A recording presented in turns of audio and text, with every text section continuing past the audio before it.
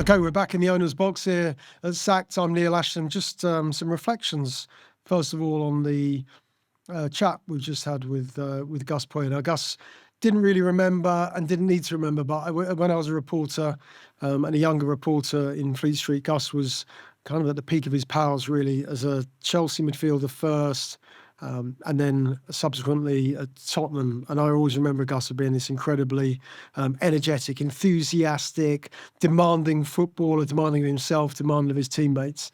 And I just felt that everything that he said was what I expected today, that is exactly the person that I saw as a player, but also as a manager or a head coach, and someone that has sat down and just talked candidly and so brilliantly about his career. And I actually felt with Gus that we really scratched the surface, because he is not the only one I know and come across, but this guy is a football obsessive, and where he really benefits is that he's worldly wise, he's cosmopolitan, he's got languages, he's coached in different countries, he understands about the values and the demands of working in different environments, whether that's the Premier League, whether that's South Korea, whether that's China, or whether that's with the national team of Greece, where he was successful as well. And I just feel that Gus has got so much to give. Still 58. I just see that a bit like Zlatan. He's just starting out. He's got so much to give, because he's direct, he's honest, but his enthusiasm and his determination, plus his willingness to learn, even though he's done so much and achieved so much in his career, is fascinating, really. Great to hear his stories about his move from Chelsea to Tottenham, that he didn't quite realise. And why would he? Because as a guy who, of course, was born and raised in Uruguay, moved from Zaragoza to Chelsea, then moved to Tottenham, why would he quite understand the rivalry? He talked about the really big matches for Chelsea, which was to beat Arsenal, to beat Manchester United, because he wanted to win a league title in the Premier League with Chelsea. So the direct rivals at that time for the Premier League to win it would have been Arsenal, would have been Manchester United. Talked about Juande Ramos as well, who got off to a really good start with Tottenham by winning the League Cup at Wembley, but then things turned very, very quickly for him. But the one thing that, when I asked him about Ramos, is superpower, because he's someone that I remember coaching in the Premier League, and I remember Jonathan Woodgate talking about Ramos, saying that he was a proper manager, and Gus said that he kept things very, very simple, which interests me, because so many managers, I think, have so much time with their players and so much thinking time and so much time with their coaching staff, that they have a tendency to overcomplicate situations. He talked brilliantly about his first sacking as a coach, which was when Ramos was sacked by Daniel Levy. He talked about being in the next room, and this incredible binding loyalty that he had to Ramos, because he didn't want to take the team the next day. It was a Friday night. He didn't want to take the team the next day. He wanted, okay, if Ramos is leaving, then I'm leaving. I don't want to be the caretaker manager or the interim manager who has to take the team and babysit them, waiting for the next manager to come in. So I love that about Gus. I knew before he even sat down in his studio that loyalty would be so important to him. He talked about Maurizio Tirico, who's coached with him, has been his assistant manager, and Maurizio Tirico has got tremendous loyalty to Gus. So I knew that that bond, those unbreakable bonds that people form with people, that would be a really important characteristic for Gus.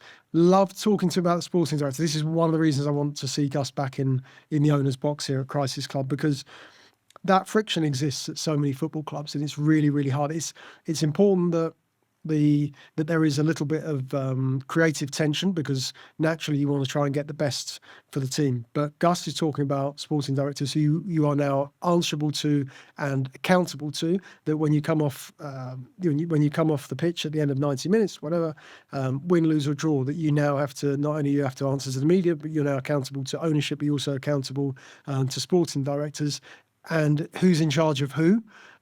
That's a really, really interesting dynamic, and the sporting director is a role at football clubs that is an absolute necessity in the modern era, because of the demands of recruitment, medical, sports science, all the different elements that make up a football club. It's crucial and critical to a function of a modern football club, that you have a sporting team working at the club. But is it working above the manager, or is it working with the manager? I'd prefer to think that it was working with the manager, but I can also see tensions forming when results don't go the way, don't meet expectations or surpass expectations.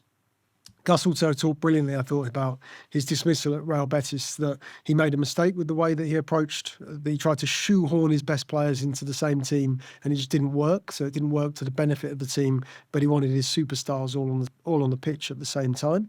But he talked about disappearing to Dubai with his family, that he didn't want to be seen. Okay, yeah, he did get a call from Shanghai Shenhua while he was there, but he didn't want to answer his phone for a week. He just wanted to disappear, and he said it was in his heart. That it hurt so much, and I can understand that, because he realised that perhaps a club that he wanted to be so successful at, and that he had such a great opportunity at to be successful and to coach in a different league, that perhaps he wasn't experienced enough as a coach to make the decisions that would have benefited the team, and he didn't perhaps listen to some of the advice around him, or perhaps could have sought other advice that would have told him earlier on that if you continue to try to play this way with these players in this same team, that what you're doing isn't going to be a success. And then finally, Gus's own superpower, which I thought was didn't surprise me, that he demands honesty, respect from his players, that hard work, these non-negotiables that he talked about. And he's someone that I think was a fascinating listen. I really believe with Gus, we just scratched the surface, which is why I said, please, you must come back on. Because we've sat here for so long and talked to him about his managerial career, his own ideology, the way that he wants the game played, his own experiences.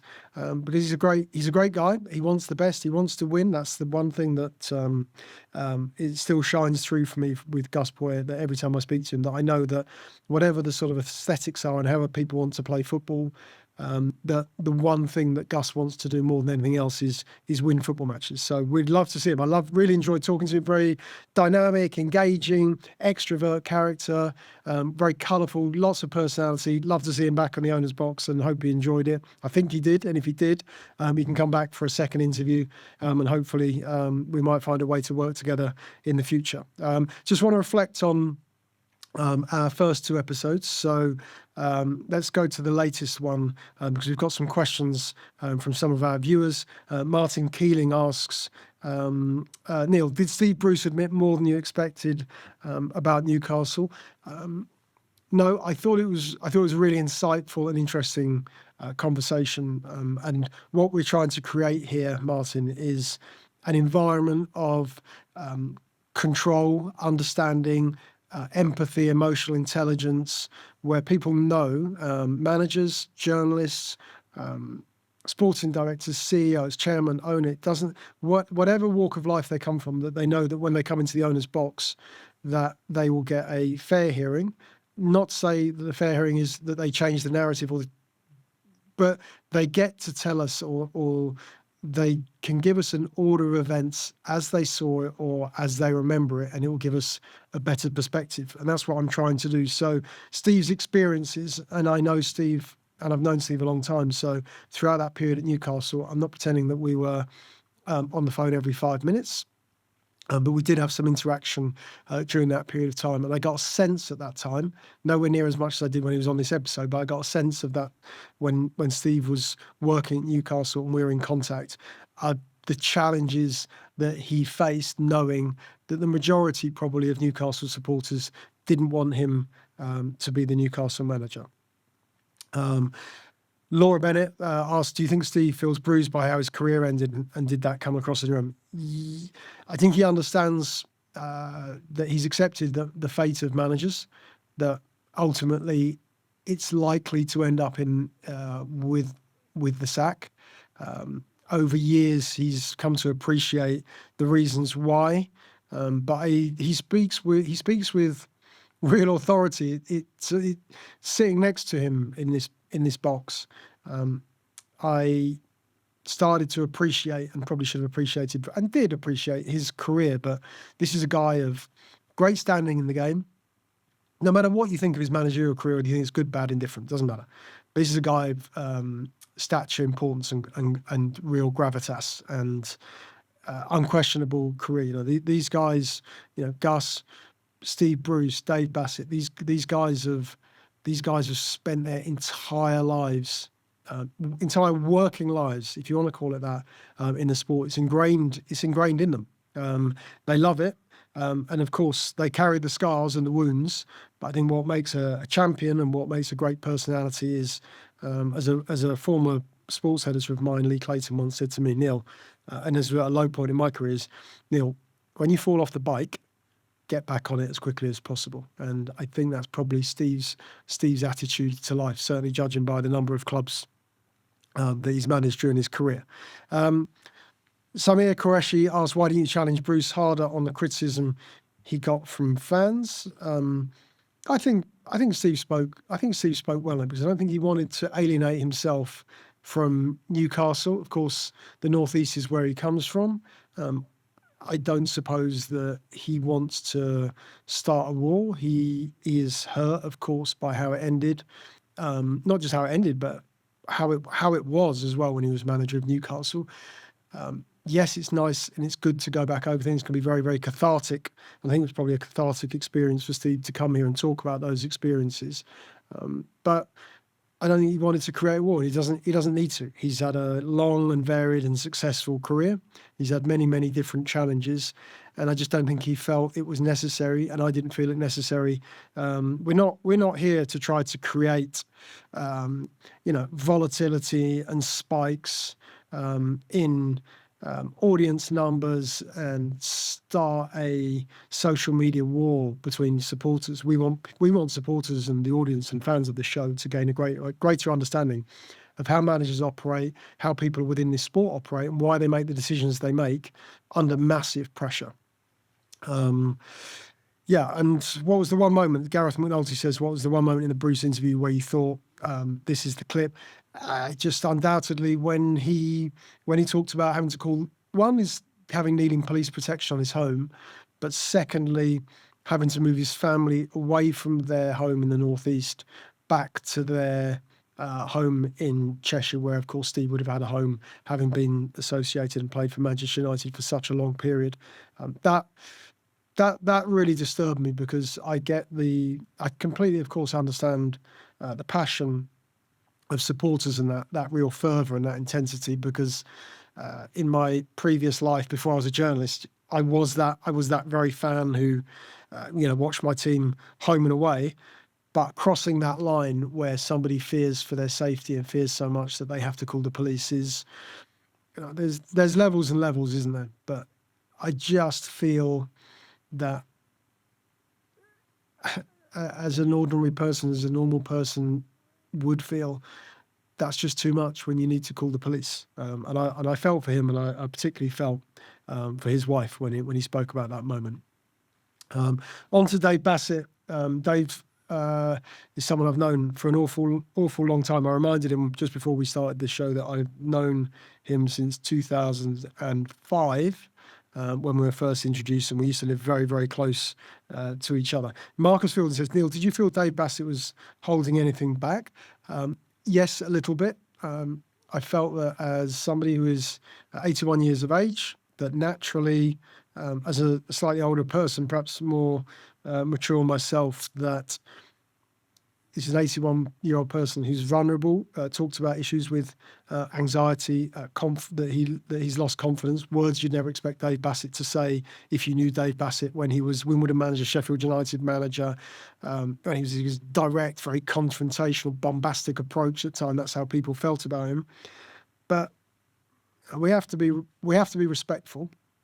And I say, I want to create an environment in this room where people talk with belief and confidence that they're here, that they can share their story in a way that they want to share it. Not reinventing or rewriting history, but telling us in a way that they want their story to be told. And for an 81-year-old person, that we definitely have to respect that. And I don't want anybody to sit in this chair, particularly Dave, who feels that they're being grilled or asked too many questions. So I didn't deliberately hold back as an interview. It was more a question of respect. Do you think Bassett gets enough credit for what he achieved, or is he still underrated? Ethan Doyle. We're talking about an era, Dave began his Wimbledon career as a coach, late 70s, took that team from 4th division to what would now be the Premier League, 6th, I think, in their first season in the 1st division that would now be the Premier League. So these are extraordinary achievements. I don't get the impression that Dave wants people to chairlift him through the streets, or for people to stand up the moment he walks into a room. If you know Dave Bassett and you are of a certain age, you will know that he was hugely successful as a Wimbledon manager, hugely successful at Sheffield United, and went on to have a career with other clubs as well. Nottingham Forest took them into the Premier League. That this is a guy who was successful in different environments, different playing styles, different supporter demands with different clubs, because at Wimbledon, no expectation. Sheffield United took over in the third tier of English football, no expectation to get them into the Premier League. Nottingham Forest, the history of that football club, we're only talking 16, 17 years since they won the European Cup under Brian Clough. That's 16, 17. That's just one era. Don't forget that Dave Bassett was suddenly the manager with his what would be seen as a very direct approach to the sport. Very, very different way that people would perhaps become accustomed to under Brian Clough, that he was a guy who wanted to get the ball forward fast. I don't think it was the up and atom approach that you would associate with Wimbledon, that he had to change and adopt his playing style accordingly, depending on the personnel that he had and the players that Nottingham Forest had at that particular moment in time. So, no, I don't think it's underrated. I think people of a certain era and a certain age who watched football during the Bassett managerial years have got a huge amount of respect for what he did and who he is. Was there a moment in the interview where you felt Bassett was genuinely emotional? Clive Robson asked that question.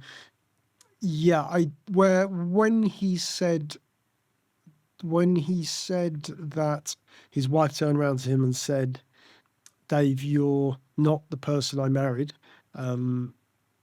that must have been hard for him to hear from his wife, that he'd changed. And of course, we all develop and we change as people, and we evolve because we have different experiences. We do different things with our lives.